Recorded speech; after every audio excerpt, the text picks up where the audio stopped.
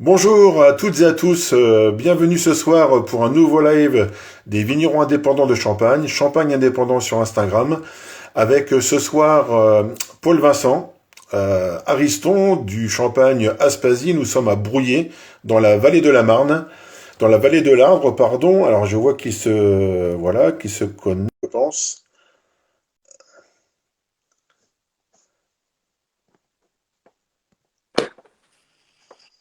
Ah, ça y est. Bonsoir à tous, ça y est, vive la technologie. Vous savez que vous êtes arrivé à brouiller, hein, tout est brouillé. Voilà, donc nous sommes dans la belle vallée de l'Ardre avec Paul Vincent. Ben, écoute, je t'embrasse, ça fait plaisir de te voir. Moi de même, Geoffrey. Bonsoir à tous, merci d'être parmi nous ce soir. Soyez les bienvenus. On Voilà, va... donc ben, ce soir ça va être sympa parce qu'en plus, bon, Polo et moi je l'appelle Polo, on se connaît un peu, on va quand même pas mentir à la caméra, hein. On va pas faire comme à la télé, hein, Paul Vincent, hein. Non, non, non, tu peux envoyer du lourd. Ce qui se passe, Ouais, donc, reste à brouiller, donc tout le monde est au courant, tu peux y aller. donc merci à celles et ceux qui nous rejoignent. Ce soir, on va parler, bien sûr, on va parler vigneron, on va parler terroir, on va parler cathédrale de Reims ce soir, et puis on va parler dégustation également et accords mets et vins. Donc, merci à celles et ceux qui nous rejoignent, hein. J'avais dû couper notre vidéo hein, parce que nous avions quelques soucis techniques. Mais Paul Vincent est revenu, ça va. Hein, y a beaucoup de cailloux et de coquillages, hein, donc là-haut, ça fait interférence les coquillages, hein. Hein. C'est la coquillage thérapie. Voilà, c'est ça.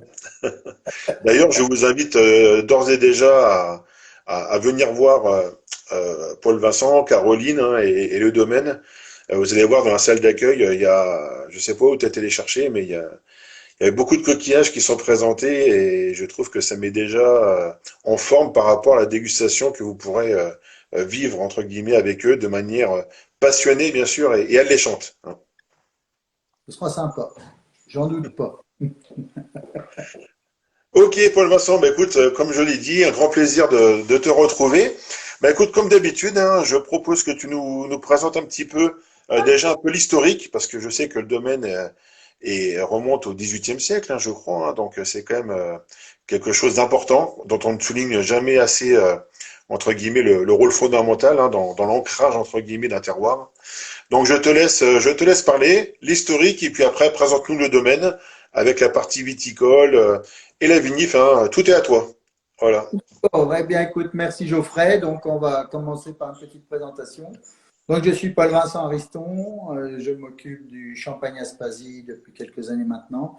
Je suis la cinquième génération de vignerons à la maison. Alors, je dis de vigneron, mais en fait, on peut dire vigneron-vigneronne, puisque notre domaine a la particularité d'avoir été créé par Aspasie Ancien, fondatrice de notre maison. Aspasie, après, a transmis tranquillement son domaine à sa fille Claire Lemoine, qui elle-même l'a transmis à Geneviève Robion-Ariston, qui elle-même l'a transmis, attention, là on passe à un homme, à Remy Ariston, mon père en l'occurrence, qui lui-même, après, me l'a transmis. Donc aujourd'hui, je l'exploite avec mon épouse Caroline, et comme je dit si bien, c'est ma moitié, très importante, puisqu'une exploitation, ça ne tourne pas à deux, ça ne vit pas à deux, c'est toujours compliqué. Donc pour nous, on a la chance de travailler ensemble sur le domaine pour exploiter les 12 hectares et demi, les 12 hectares de vignes que nous avons.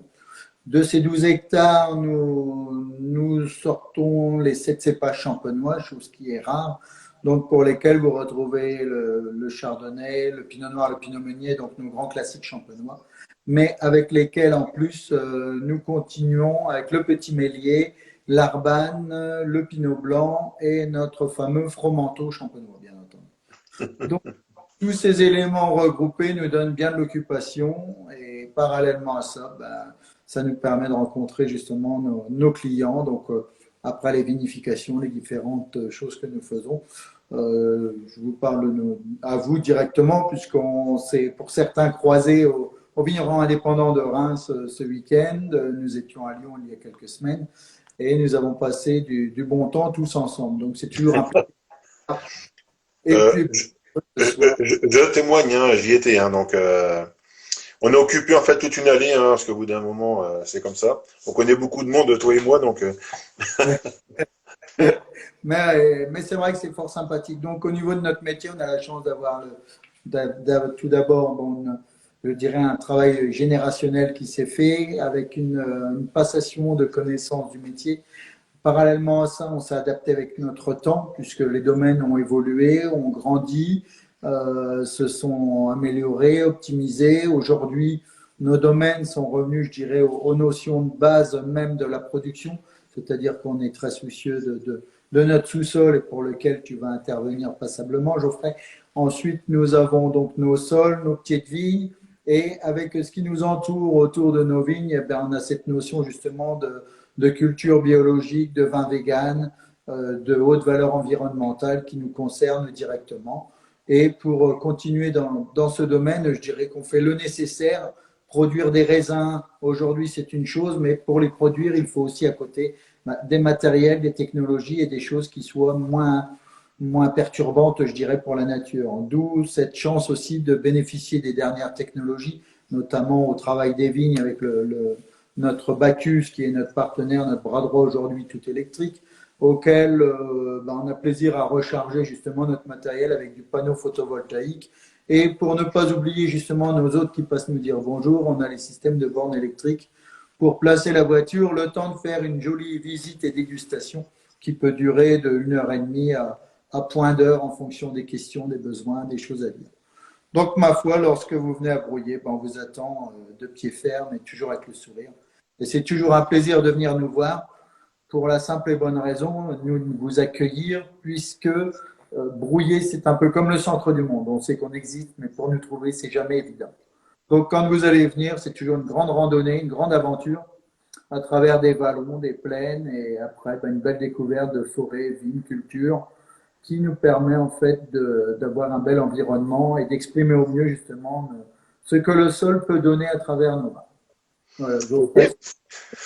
Alors moi j'ai une petite question, notamment sur les fameux anciens cépages qui ne sont plus anciens, hein, parce qu'ils donnent de très bonnes choses maintenant et on en voit de plus en plus. Est-ce que ouais. tu pourrais nous parler un petit peu comme tu les as tous? Je sais que le Pinot Gris est arrivé récemment, mais est-ce que tu peux nous donner quelques informations de production, par exemple? Comment se comportent ces cépages-là? Je pense que ça peut intéresser pas mal de gens. D'ailleurs, les gens nous rejoignent, ils sont assez nombreux, hein, je les salue. Merci d'être là. Je rappelle que nous sommes avec Paul-Vincent Ariston du Champagne Aspasie à Brouillé, dans la belle vallée de l'Ardre. On va en reparler dans quelques instants d'un point de vue terroir. Et donc, bah voilà, je te relaisse la parole sur ces fameux cépages. Hein. Je dis bien fameux. Geoffrey, tu me titilles un peu là-dessus. Tout simplement, eh bien, écoutez, nous, alors, je vais axer un petit peu le propos sur le petit mélier, l'Arban et le Pinot Blanc. Alors, le Pinot Blanc va nous apporter surtout une belle longueur en bouche, je dirais, et un bouquet avec la sagesse, je dirais, des blancs, puisque nous sommes bien entendu sur 3 cépages blancs. Petit mélier, Arban et Pinot Blanc sont 3 cépages blancs. À contrario, là, au niveau de l'Arban et du petit mélier, on va avoir quelque chose de vif, de très, très incisif. Quand on mange déjà simplement les raisins, ce qui est drôle, c'est qu'au moment des vendanges, quand on va manger les autres raisins, on va les manger et le côté sucré va apparaître et nous créer beaucoup de bonheur. Là, ça va être tout l'inverse. Quand on va les manger, on va faire la grimace comme un gamin un peu à qui on va lui faire découvrir des choses qu'il ne connaît pas et on le voit faire sa jolie grimace et ensuite le moment de bonheur, c'est l'après en fait, hein, quand on commence à y revenir. Donc la première fois, on fait toujours un petit peu la tête parce que les acidités en fait de ces cépages-là, notamment le petit mêlé et l'arban, sont très très marquées. C'est très incisif. Je dis toujours en blaguant, quand on déguste donc le raisin notamment, on a déjà une acidité, on a tendance à pleurer, mais tous ces phénomènes continuent au moment de la vinification. C'est-à-dire que lorsque je sors de ma fermentation alcoolique, que se passe-t-il? Un bon vigneron déguste toujours ses vins de toute façon. On est toujours premier client, comme on dit, de nos produits, dans le sens où quand on déguste ces cépages, en fait, on a une acidité très très prononcée. Donc l'avantage, c'est que nous sommes un concurrent direct des grandes maisons comme L'Oréal, Chanel et tout ce qui peut passer aux alentours, puisque quand vous dégustez ces cépages-là, en fait, l'acidité étant très prononcée, on a une faculté à faire un petit peu l'écureuil. Vous savez, les bajoux remontent tranquillement, et là, vous regagnez quelques années, vous finissez de 10 ans. Alors en général, on en consomme un petit peu, mais on n'en abuse pas, parce que sinon, on finira en enfance et on risquerait de se retrouver avec une tutute dans la bouche. Donc, une bonne bouteille, c'est très bien, mais pour en venir au cépage, donc c'est très particulier. Les productions, alors, sont très irrégulières, c'est pour ça que bien souvent on les a abandonnées. Et de ce fait-là, on a aussi une sensibilité aux maladies qui a été relativement élevée. Alors aujourd'hui, avec l'évolution climatologique, on s'aperçoit que on a une maturité plus prononcée, plus hâtive, comme le reste des cépages. Par exemple, la brouillée où on vendangeait fin septembre, début octobre, aujourd'hui, on est plus classiquement sur première quinzaine, 15-20 septembre, et voire en année exceptionnelle, on arrive à toucher le mois d'août. Donc là, c'est là où on voit qu'on a une évolution de notre métier, bien entendu. Mais parallèlement à ça, ces cépages-là nous permettent de garder une vigueur, une vitalité, une complexité aromatique. On s'en va très facilement sur des côtés très, très exotiques de ces vins, chose que l'on n'a pas habituellement en Champagne, en fait, ce côté très exotique. Donc c'est un peu l'expression, le bonheur de ces vieux cépages qui nous font toujours plaisir à déguster, et même aujourd'hui, même si nous les avons lancés quand même depuis 2006, aujourd'hui, on a toujours cette découverte, cette culture, puisque les années se suivent et ne se ressemblent pas. Hein. Alors, une question qui nous vient de notre cher Ludovic Pasté, que je salue au passage, un grand fidèle parmi les fidèles, que tu connais peut-être certainement. Est-ce que tu as des parcelles complantées? Alors aujourd'hui, non, elles ne sont pas complantées. Hein. En fait, on a redéveloppé ça. Alors, je cite toujours Monsieur Françoret, qui était pépiniériste hein, à Mancy, un grand homme du monde champenois au niveau qui nous a permis de développer en fait tous nos cépages. En fait, sans le savoir, nous avions nos vieux cépages et en se baladant avec lui, en montrant ça à travers un talus que nous avions, Monsieur Françoret, à ce moment-là, m'a dit, mais Paul, et puis j'étais avec papa, il dit, Paul Romy, mais vous savez que vous avez les vieux cépages champenois, et c'est là où ça nous a un petit peu interloqué. Au début, on n'avait pas conscience directement, si ce n'est que pour nous, on avait des, je dis pas un baco, mais quelque chose du fait qu'on était très marqué, puis tout, c'était très particulier par rapport aux habitudes que nous avions. Et donc, de ce fait-là, on a eu la joie et le bonheur, en fait, de redécouvrir ces cépages. Et là, quand on a réussi à les multiplier, à les greffer, en fait, on a fait donc sur greffage classique, hein, 41B, on a réapporté ces cépages-là. Et là, à ce moment-là, ça nous a permis d'avoir des produits en conséquence, en fait. Voilà. Ok, bah écoute, on en reparlera tout à l'heure pour la gamme, car tu as une belle cuvée où tu réunis quelques-uns de ces cépages, une cuvée qui surprend, on va dire, d'année en année hein, à la dégustation. Donc on en Ouais. reparlera tout à l'heure si tu veux bien. Ouais. Alors donc, euh, nous sommes à Brouillé. Où est Brouillé? Donc à Brouillé, il faut bien imaginer que vous êtes dans ce qu'on appelle la région Montagne de Reims, mais là, mettons, la région Montagne de Reims, elle est très variée. Alors, il faut imaginer quand vous venez, par exemple, de Reims ou d'Épernay, vous êtes sur un creux, ce qu'on appelle un synclinal. Et la montagne de Reims, en fait, c'est le jeu de la tectonique. Hein. La montagne de Reims, ça fait un dôme, ce qu'on appelle un anticlinal. Et cet anticlinal a été érodé, non, pratiquement vers son centre, hein, par un ruisseau qui a donné au fil du temps donc une belle rivière qui est toujours alimentée par des ruisseaux au niveau de Saint-Limoges et même de Germaine. Hein. C'est la vallée de l'Ardre. Et cette vallée de l'Indre, on va le descendre un tout petit peu, on va aller un petit peu en aval, et d'un seul coup, on arrive à un village qui s'appelle Cruny, et là, on grimpe, donc rive gauche hein, de la vallée de l'Indre, et on va suivre notamment le ruisseau de Brouillé pour arriver au cru, le cru Brouillé. Et le cru Brouillé, c'est deux coteaux qui sont un peu asymétriques. Alors moi, j'ai bien trouvé des formes hein, pour expliquer. Vous commencez par le coteau, on va dire, situé au nord du village. Et en fait, on a deux coteaux asymétriques, c'est comme s'ils se parlaient. Mais ils sont un peu décalés du nord au sud, si vous voulez. Donc, le creux, eh bien, c'est des petits vallons, en fait. Hein. Et puis, vous avez les coteaux situés de chaque côté, donc, des versants. Et quand on examine la microtoponymie, donc, les lieux-dits du secteur, eh bien, le versus nord, donc, imaginez, nous sommes sur la montagne était inclinée vers l'ouest, et bien en fait, la vallée de l'Erdre se trouve ici. Donc le premier talus en fait va recevoir les sources qui viennent juste du plateau en haut. Et quand vous regardez les lieux-dits situés donc sur les premiers versants de Brouillé, eh bien je les ai notés quelque part. Hein, nous sommes sur la Fontaine au Saule, la Fontaine, les Rouillis, notamment les Gouttes d'Or, Donc tout ça, c'est faire référence aux sources, hein, notamment. Donc un secteur qui est fortement, entre guillemets, représenté par des sables et recouvert par les fameux calcaires du Lutétien dont je vais reparler. Et juste en dessous, c'est le Sparnacien. Donc là, il n'y a pas de vigne, hein. Les vignerons ont été bien affûtés, hein, puisque là, c'est un peu plus gélif. C'est du Sparnacien, il y a beaucoup d'argile. Et forcément, s'il y a beaucoup d'argile, quand l'eau qui s'infiltre arrive sur ces argiles, c'est imperméable et donc l'eau remonte dans les sables. C'est pour ça que on peut trouver par endroits donc des petites sources, hein, qui n'existent plus ou parfois qui sont réalimentées le temps de quelques pluies successives, hein.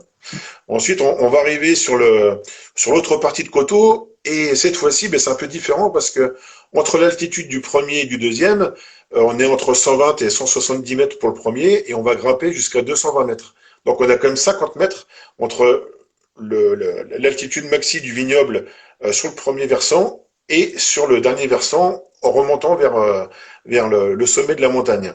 Et là, en fait, on va retrouver pratiquement toutes les couches géologiques, avec le Sparnacien qui est toujours en bas, on l'oublie, les fameux sables du Cuisien, donc des fameux sables, entre guillemets, plutôt fluviatiles à marins, avec des sables blancs qui ont évolué sur l'ocre, hein, notamment, par endroits, avec les oxydes de fer, donc signe que la mer, en tout cas que les influences sont un peu plus continentales. Et puis arrive donc une mer du Nord, entre guillemets, avec le Lutétien moyen notamment, hein, qui forme l'armature, entre guillemets, notamment de la vallée de l'Ardre, et qu'on va retrouver notamment, et qui va occasionner un bombement en plein milieu du coteau, hein, sur cette partie de versant, où on a notamment eu des carrières, hein, même à brouiller, hein, d'extraction des calcaires. Et ces calcaires ont la particularité d'être très fossilifères. Et on va retrouver comme ça, donc ces calcaires qui ont été un peu érodés, donc on va retrouver des coquillages, parfois même un peu dans les sables, hein, qui sont un peu moins fossilifères, eux. Et puis surtout, eh bien, la mer s'en va, et donc on a des influences plutôt lacustres, hein, les lacs, qui vont amener notamment bah, des systèmes de vases, de vasières, hein. On va retrouver notamment des calcaires, mais liés parfois à parfois des argiles même un peu fortes, entre guillemets. Nous sommes au Lutétien supérieur. Ce lutétien supérieur, et là notamment on a une belle couche d'argile verte, hein, qui occasionne notamment des sources, hein. Ensuite on va arriver au Bartonien, donc la mer revient légèrement, on va développer des sables, parfois qui vont donner des grès.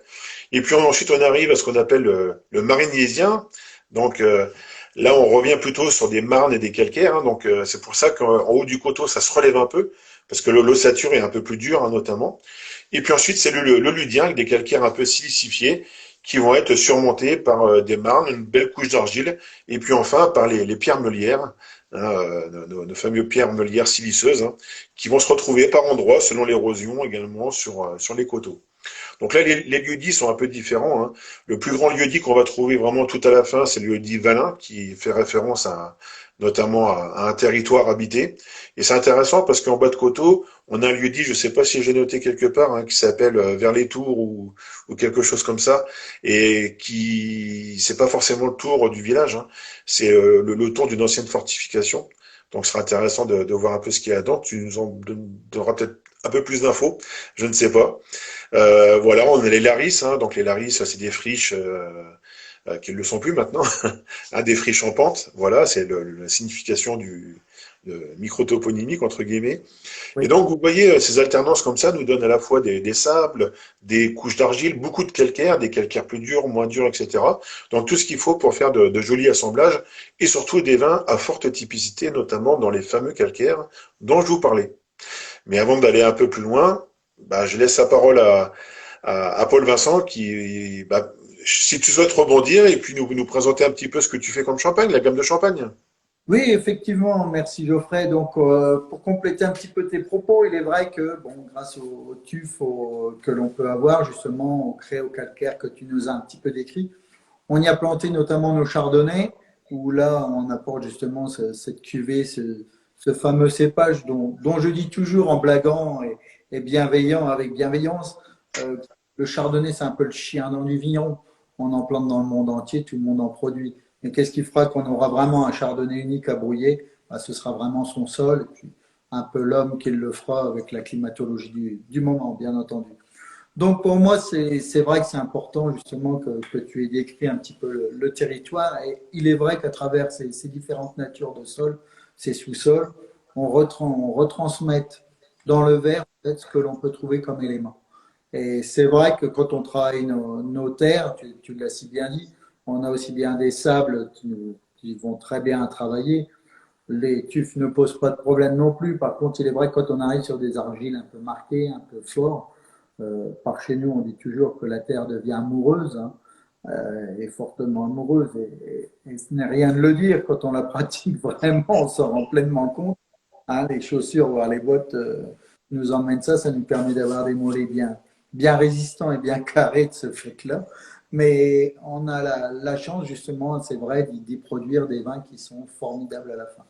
Notamment bon, sur les argiles, on y a des meuniers dessus bien souvent.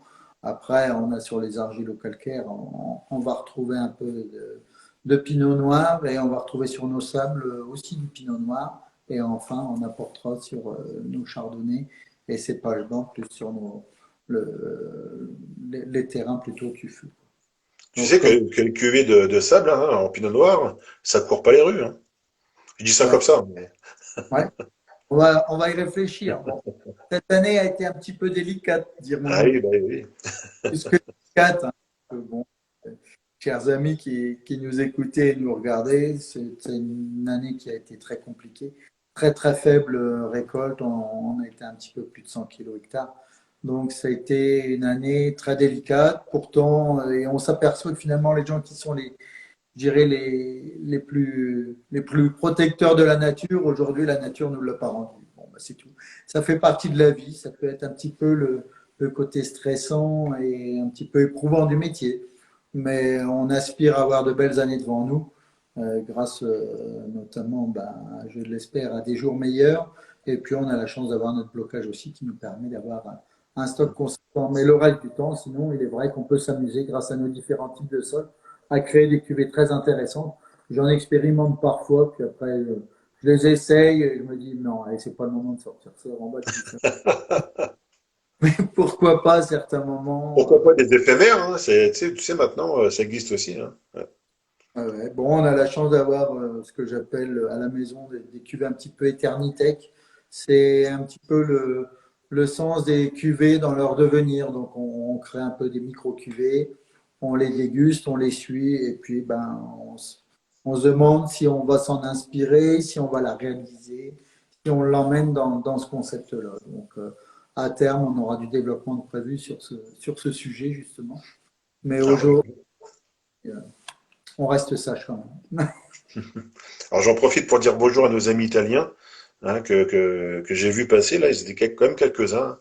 Donc un grand merci. Alors je ne parle pas italien malheureusement, hein, mais, euh, mais je parle très bien les vins italiens par contre, que j'ai l'occasion de déguster quelques fois. Alors, est-ce que tu peux nous présenter ta gamme de champagne, s'il te plaît? Alors, la gamme de champagne se constitue, je vais vous faire une petite rotation là, de caméra. Ouais, Attention les technologies. Donc voilà, je ne sais pas si vous voyez bien, on peut peut-être approcher un petit peu. ouais, super. Ça vous va, on voit un peu tout le monde. Bon, excusez-moi, la technique de l'autofilm, c'est pas évident pour moi. Hein. On préfère être regardé à distance, c'est plus simple que de manœuvrer la manette, comme on dit si bien. Mais bon, dans l'ensemble de la gamme, donc je vais vous rechercher quand même une bouteille supplémentaire. Voilà, donc on a dans la logique des choses, voilà, on est en mesure, donc je vous présente directement les cuvées avec un petit portrait de moi derrière. Euh, donc vous avez ici cette première cuvée, donc on aura le Brut Réserve qui est un assemblage justement de Pinot Noir, Pinot Meunier, Chardonnay. Ensuite, nous aurons un rosé, alors lui un petit peu particulier puisque le rosé c'est un assemblage en fait Pinot Noir et Pinot Meunier avec la double technique champenoise, c'est-à-dire assemblage donc Pinot Noir Meunier en blanc, Pinot Noir Meunier en rouge, et ensuite nous rassemblons un rosé de saignée direct.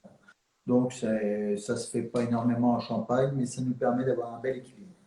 Oui, puis excuse-moi, c'est un rosé, c'est un joli rosé de caractère, c'est un vrai rosé construit. Hein. Ça, il Ouais, faut le dire. Hein. Hein. Très gastronomique. Hein.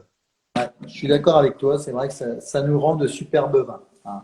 Effectivement, Geoffrey, tu as raison.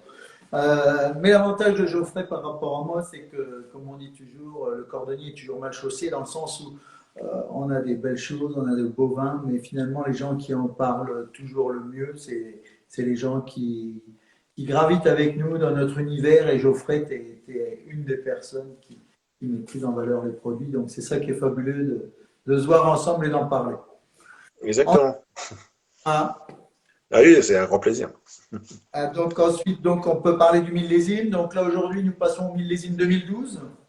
Alors 2012 était une très belle année. Alors moi, dans ma caractéristique un petit peu de millésime, dans ma logique maison, on n'a pas la culture du millésime pour la cuvée toujours exceptionnelle, mais plus la logique du millésime pour un instantané de l'année. C'est-à-dire que je considère que dans mon millésime, je suis un peu comme avec mon Polaroid. Je me balade sur mon exploitation, j'appuie sur le bouton. Et là, à ce moment-là, quand je vais déguster ma bouteille de millésime, je vais avoir les caractéristiques de l'année, puisque dedans, vous y retrouverez l'ensemble du vignoble au niveau Pinot Noir, Pinot Meunier et Chardonnay. Donc c'est plus pour un suivi annuel, je dirais, des vins que dans une logique de produits exceptionnels, puisque nous avons la possibilité à travers différentes cuvées de révéler les caractères. Et je voudrais dire que ton terroir se révèle déjà dès le brut réserve. Parce que nous sommes sur un trio d'assemblage, nous sommes avec des vins de réserve, et derrière on a déjà ce côté sablo-calcaire qui s'exprime très très bien. Hein. Donc on est déjà sur un joli vin de terroir, et rappelons hein, que le terroir valorise l'assemblage et l'assemblage valorise le terroir. Hein. Et il faut pas les opposer. Hein. Euh, Ils sont complémentaires et l'un sert l'autre et inversement. Hein. C'est important et on le voit très bien avec cette cuvée brute réserve quand vous le dégustez. Hein, on a ce côté canaille des sables et puis ce calcaire qui commence à installer, beaucoup d'énergie, les vins de réserve qui arrivent et qui amènent leur profondeur. On est déjà dans ton univers entre guillemets et dans ton terroir aussi. Hein. C'est vrai, tu as raison. Alors l'avantage, c'est qu'on peut compléter justement cet univers en travaillant avec des vignes un petit peu plus vieilles à ce moment-là, où là, on va travailler par exemple avec un brut prestige et un brut de fût. Alors ces deux cuvées-là sont cousines. Mais la particularité, c'est qu'en utilisant justement des vieilles vignes, pardon, je vais utiliser 50% de chardonnay au niveau de l'assemblage et 25-25 pinot noir et meunier, mais on sera sur des sélections de vieilles vignes entre 20 et 60 ans d'âge. Et donc l'intérêt que l'on aura à ce moment-là, c'est que là, j'aurai une vinification en cuve et là, une vinification en barrique. Donc on va se retrouver avec deux expressions totalement différentes et qui vont nous permettre de mettre en valeur vraiment le terroir, avec une évolution et un appui, notamment pour le brut de fût, qui aura la particularité un petit peu d'être le piédestal. Le fût sera le piédestal pour monter encore plus haut le vin et lui apporter beaucoup plus de puissance et de pouvoir. Voilà. Et cette cuvée-là, hein, son brut de fût, en plus, c'est une cuvée, on ne devrait pas le dire, hein, mais que vous pouvez mettre en cave, hein, parce qu'elle elle a vraiment une ossature assez forte. Hein, et une fois que vous pouvez même la mettre en carafe, hein, en tout cas la déguster dans un joli verre bien évasé, enfin un joli verre bien évasé pour vraiment avoir cette respiration, cette densité qui s'exprime, hein, parce que c'est assez impressionnant. Hein. Un verre où tu mets une bouteille, c'est ça, comme un peu en C'est Bourgogne. ça. Tu m'as compris.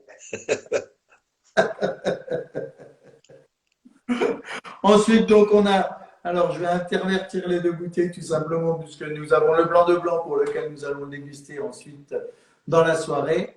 Et enfin, je clôturerai donc avec ces fameux cépages d'antan, où là, on va retrouver l'ensemble des trois cépages que nous vous avons cités, donc le petit mêlé, l'arbane et le pinot blanc. Hein. Donc là, c'est un millésime 2012. Donc, ce sont des vignes qui ont pris le temps de vieillir. C'est un blanc de blanc. Donc là, c'est toujours la question qui tue lors d'un rallye. Hein. Si vous avez une bonne question à poser, donnez-moi un blanc de blanc sans chardonnay. Et pour beaucoup de gens, la première réaction, souvent, c'est de dire un pinot noir ou un pinot meunier, parce que dans leur tête, blanc de blanc, en fait, ils reprennent blanc de noir, mais à la fin, ils se reposent la même question et se disent ah, blanc de blanc, donc comment on fait? Et c'est là où intervient justement ce petit mélier, cet arbane et ce pinot blanc. À travers cette cuvée, donc millésime 2012 au jour d'aujourd'hui, avec un dosage à 6 grammes, et qui est une révélation en soi, et pour moi, chaque année, une nouvelle découverte, qu'on le veuille ou non.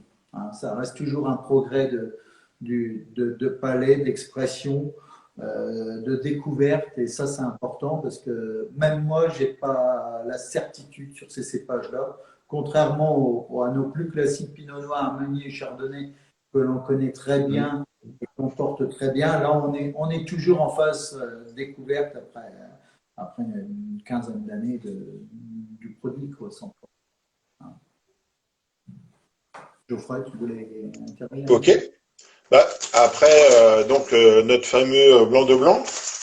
Donc moi, Oui. je l'ai laissé tel quel. Hein, Ah, est-ce que sérieux, tu peux nous... tu vois, le verre m'appelait déjà, donc, mais j'ai pris le temps même de garder encore.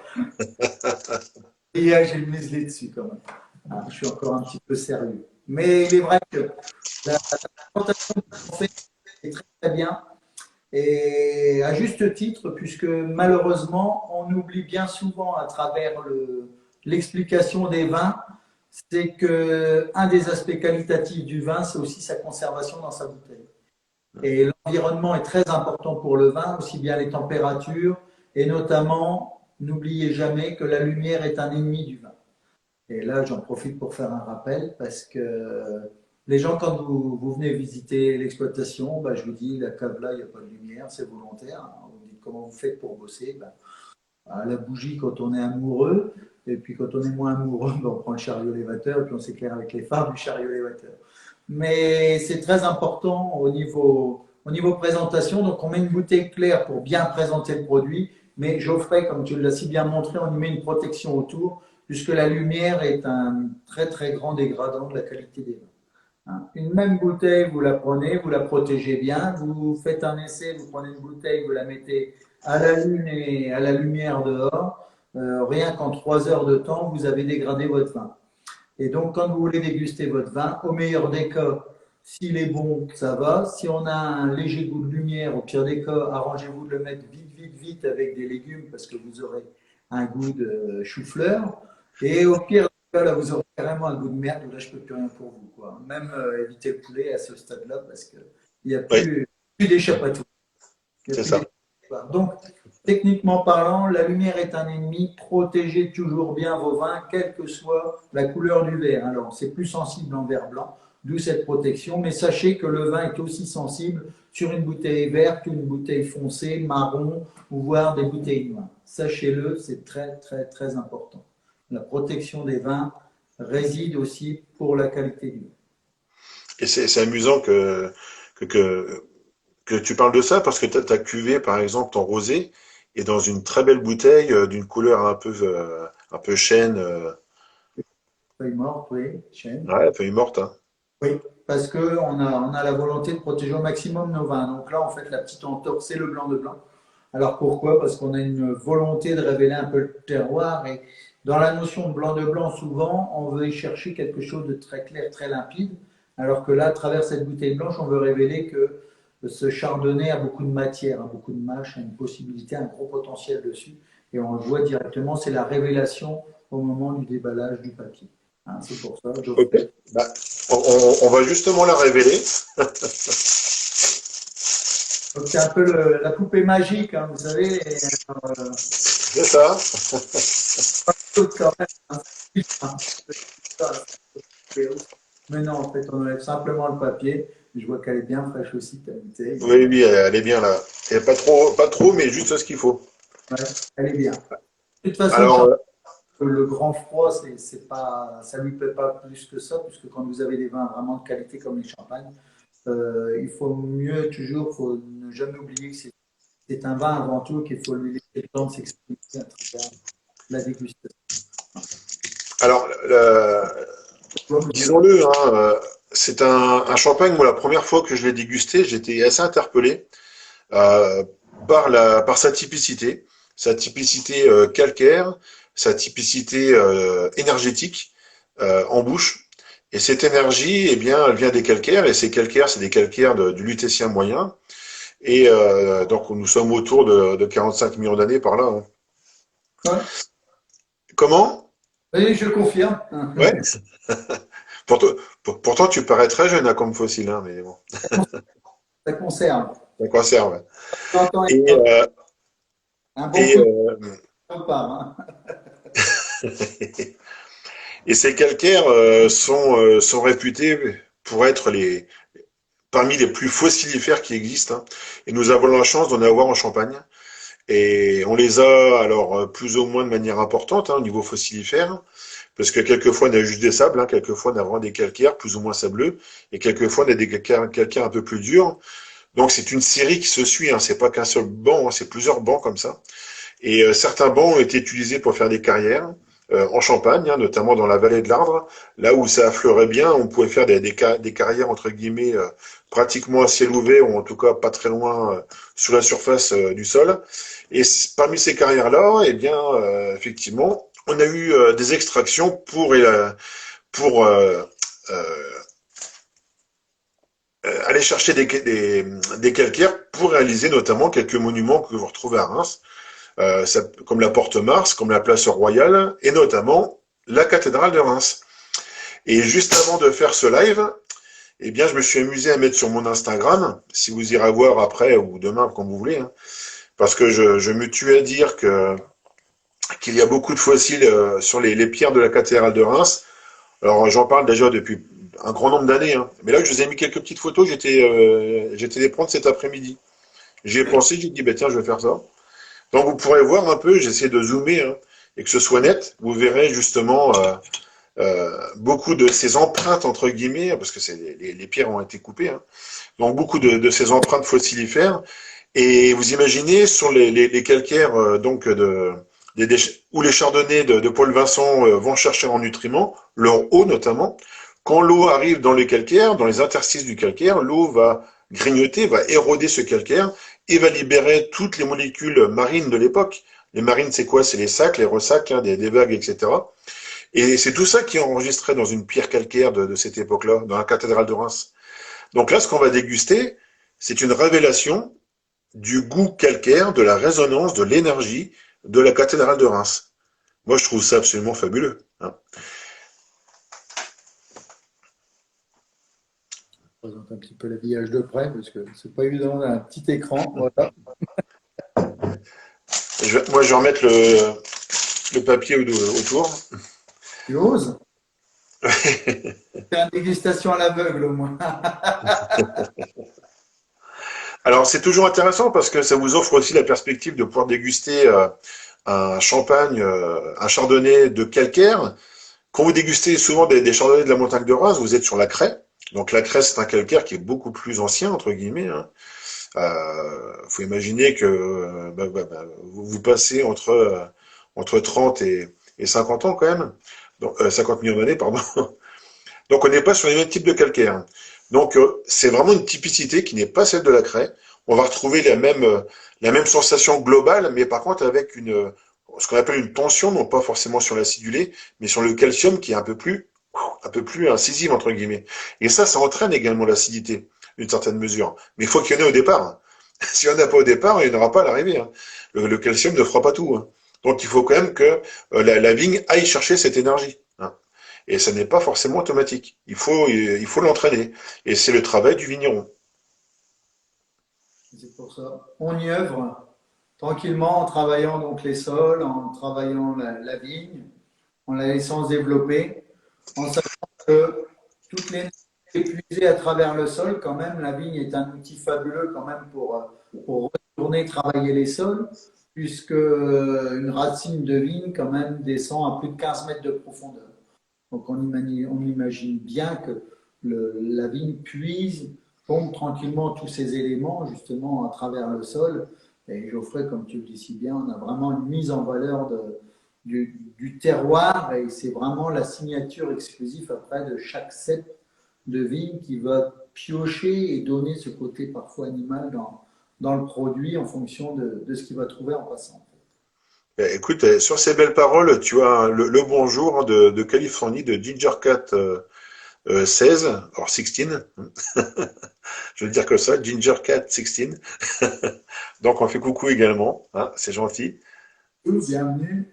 Hein, c'est Cindy. Si Ginger Cat a un petit coup de morcelle dans le coin, on peut lui faire un gros bisou. Bienvenue. Donc moi j'ai un chardonnay qui là actuellement tu es sur quelle base de récolte sur le chardonnay? Donc là, sur le chardonnay, on est sur une base de 5 ans d'âge, hein, Mhm. avec vin de réserve dedans un petit peu. J'apporte en général un petit peu de vin de réserve sur le chardonnay, pour la simple et bonne raison, c'est que ça permet de terminer tranquillement le vin, en fait. Hein, donc là, on est sur une base 2016, qui a une très belle année. C'était une très belle année 2016 pour faire Oui, vieillir. on a un joli jaune-vert hein, qui est assez brillant, hein, et ce jaune hein, qui est déjà très vibrant, je trouve. Hein. Hein. Ouais, ouais, 2016, c'est encore jeune, hein, mais couleur, ça va, au rendu, ça, ouais, avec notre petit tourbillon de bulles. Donc voilà. des bulles hyper fines. Hein. Alors, les bullifères fines, bien entendu, ça fait partie de l'activité du vigneron, hein, comme on dit si bien. Tu le sais, Geoffrey, ô combien les températures dans notre travail sont importantes. Donc, Mm. on décide le gel parce qu'on ne l'aime pas, mais il peut être utile dans le travail du vin. Ça, c'est une chose qui n'est pas négligeable, et notamment pour la conservation des vins. En conservant à basse température, ça nous permet de, justement de garder cette fraîcheur et cette vivacité pour nos vins. Une petite chose, au moment justement des mises en bouteille, alors nous, notre habitude en général, c'est de tirer en général cette mise en bouteille, on le fait mi-mars. Alors pourquoi mi-mars?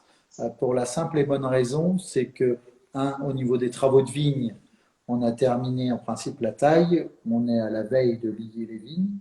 Et deuxièmement, on a la bouteille étant épaisse, on a une accumulation en fait de calories qui se fait à travers le vin, puisque la bouteille à 835 grammes peut accumuler beaucoup de calories.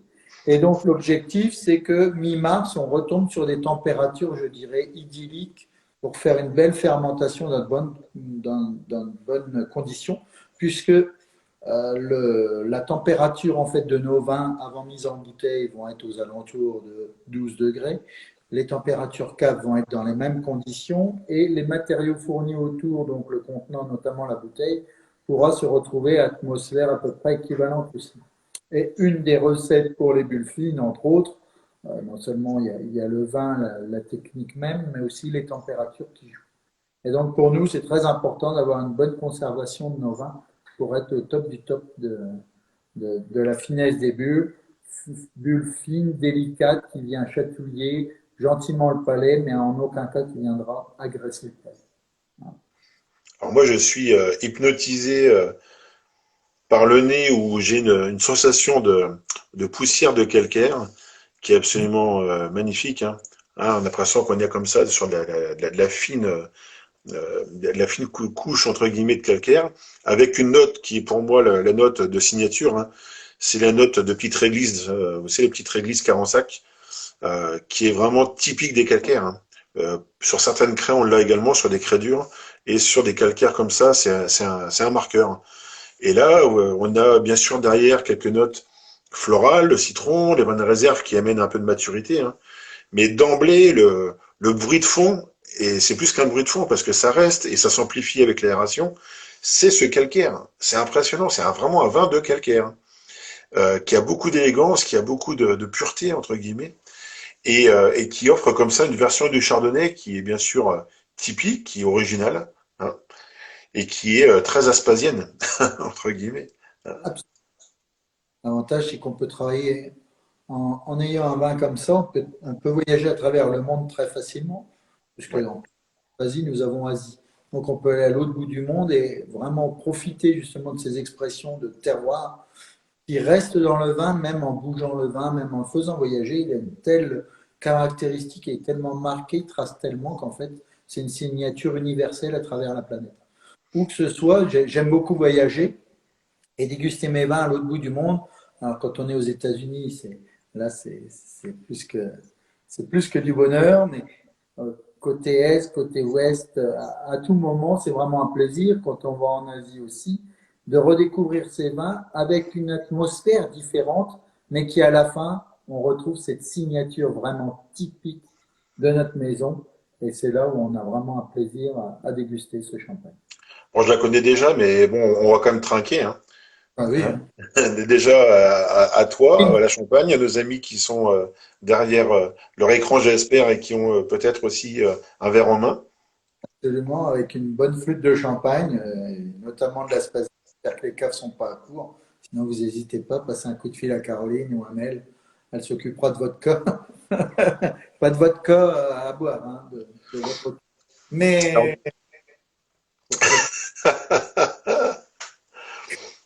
alors, de et manière géosensorielle, eh bien, vous avez une attaque souple, hein. Et le vin, comme le calcaire, comme quand vous caressez du calcaire, c'est quelque chose qui fin délicat, mais qui a un peu d'aspérité. C'est-à-dire que c'est comme si en fait vous léchez du calcaire, hein. Le calcaire a une certaine porosité qui va absorber votre salive. Là, c'est pas du tout le cas. Là, c'est le calcium qui se fixe sur la langue et qui vous donne une sensation à la fois tactile, sapide. Et là, vous avez là, je suis en rétroolfaction là sur un bord de mer, comme je vous le disais, hein. J'ai des flux et reflux avec des embruns très très fins. Vous savez que les embruns, c'est véhiculé par le sel de la mer, hein, entre guillemets, hein. Ça n'est pas de l'iode, hein, c'est d'autres molécules. On en reparlera peut-être un jour.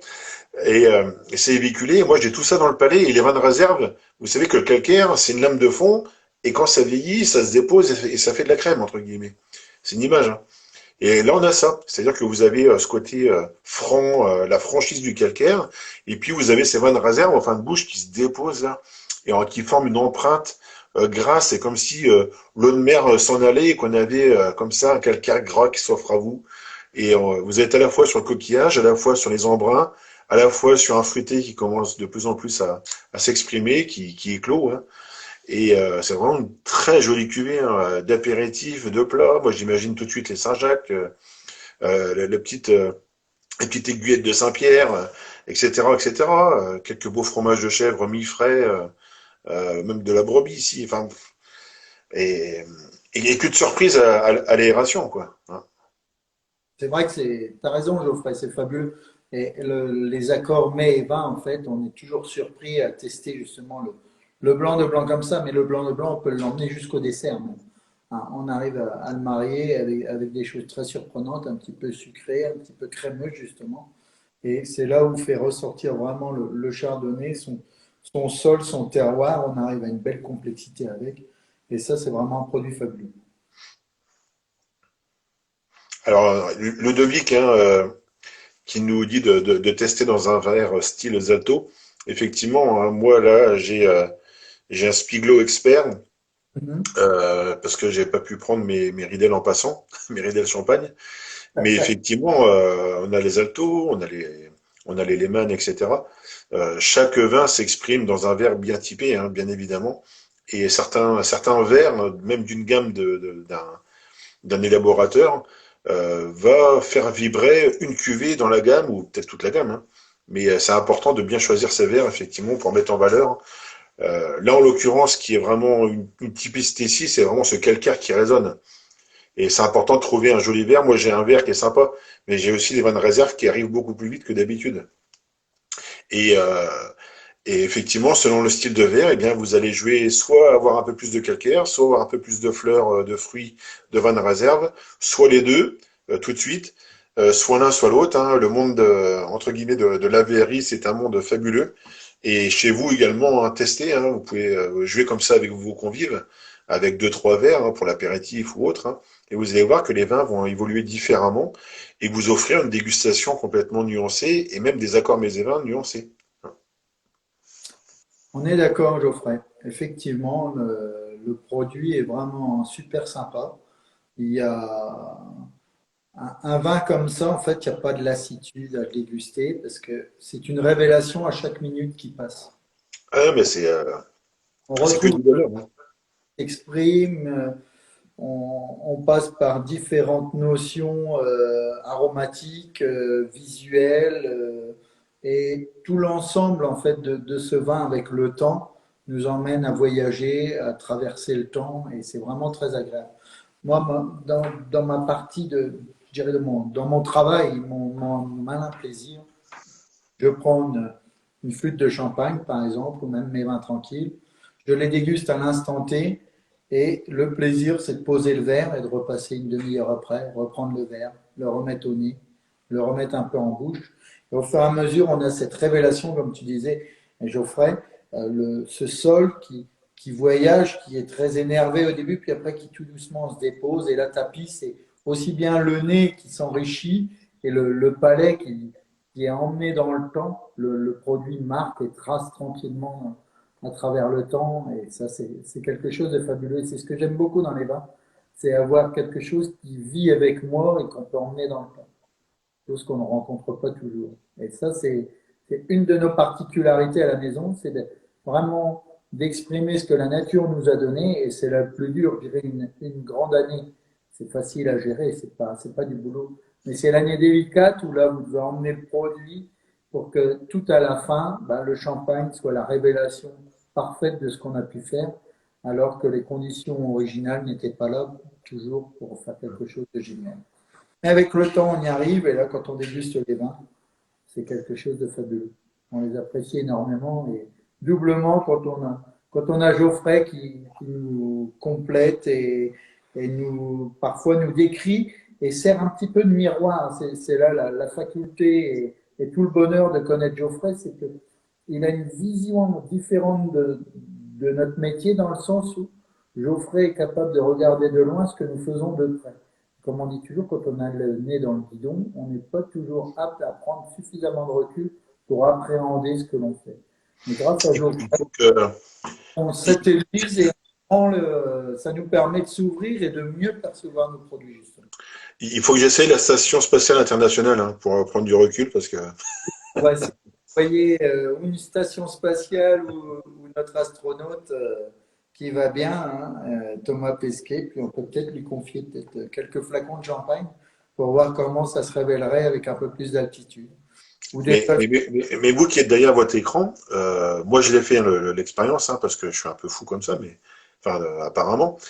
Mais quand vous dégustez ce champagne-là, allez sur Internet en même temps, mettez l'écran sur votre téléviseur d'Internet et allez voir un petit peu la façade de la cathédrale, les statues, etc. Et quand vous dégustez, imaginez bien sûr un chant lyrique, pourquoi pas même baroque, etc. Pour l'aspect un peu aigu, hein, notamment des chants de l'époque. Hein. Et vous allez sentir vraiment ce que je vous dis par rapport à cette vibration, cette énergie du calcaire qui résonne dans ces pierres. Et juste le fait d'avoir, entre guillemets, des photos de ces belles pierres devant vous comme ça, je peux vous assurer que quand vous dégustez, vous êtes happé, entre guillemets, par cette sensation, sachant que ce sont les mêmes types de calcaire qui ont servi et donc qui sont présents à la base de la cathédrale de Reims. En haut, ça a été remanié, mais en bas, ce sont ces calcaires-là. Donc ça, c'est quelque chose déjà qui amène à réfléchir un peu.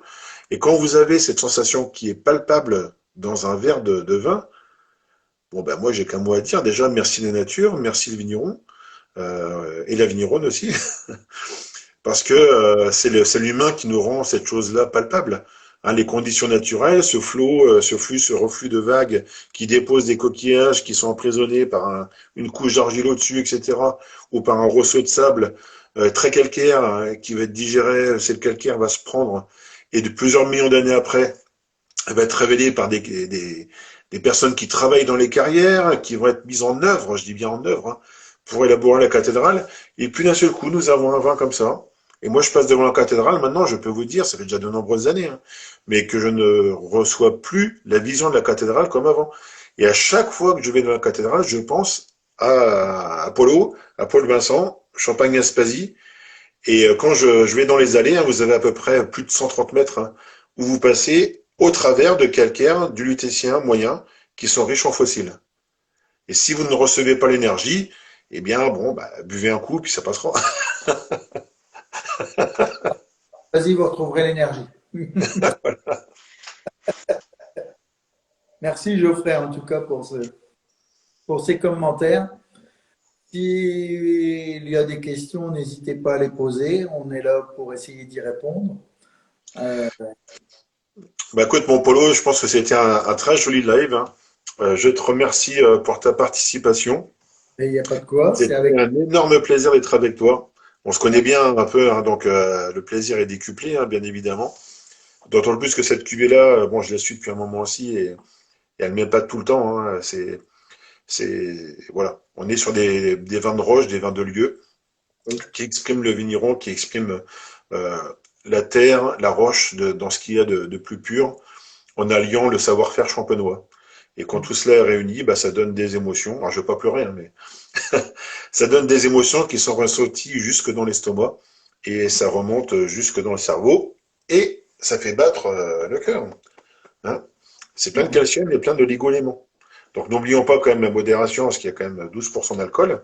Mais dans ce verre-là, je peux vous assurer qu'il y a 88% de choses qui sont plutôt très très bonnes pour la santé. Hein. Donc après, il faut faire attention, c'est tout. Mais bon. Très important. Tu as raison, Voilà. Geoffrey. N'oublie pas, baptisons, baptisons. Pourquoi? Parce que il faut ouvrir la Bible au chapitre 20, verset toujours. Ça, c'est important. C'est excellent. Versez toujours. Hein. Et Ok, c'est le moment. Ah, ok, merci. Paul Vincent. Ben, écoute, moi, je vais te laisser la parole pour le mot de la fin. Moi, je vous dis au revoir à toutes et à tous. C'était un grand plaisir d'être avec vous. Rendez-vous la semaine prochaine pour un autre vigneron ou vigneronne, une autre cuvée, un autre terroir. Beaucoup de plaisir. Une cuvée à découvrir et un autre terroir à décrire de manière simplifiée. Mais vous voyez qu'aujourd'hui, on a exploré le goût de la cathédrale de Reims et le champagne, c'est quand même super, quoi. Merci Paul Vincent et je te laisse le mot de la fin. Mille merci, Geoffrey. À très bientôt, de toute façon. Mais j'aimerais tous vous remercier, hein, tous, tout, tout homme et femme que vous êtes, qui êtes de l'autre côté de votre écran, qui nous suivez. Merci de votre soutien. N'hésitez pas, on reste toujours à votre disposition, toujours ouvert, bras grands ouverts. Et on vous propose à la limite de se retrouver au pire des cas au printemps, où là on pourrait faire carrément une animation terrain, où là on pourra déguster la cuvée et être directement dans les vignes. Et je pense qu'on peut se retrouver tous ensemble à ce moment-là pour une nouvelle aventure, pour une nouvelle cuvée, tous ensemble. Merci en tout cas d'avoir participé, de nous avoir écoutés, d'avoir découvert. J'espère que vous avez appris des choses sur la cuvée.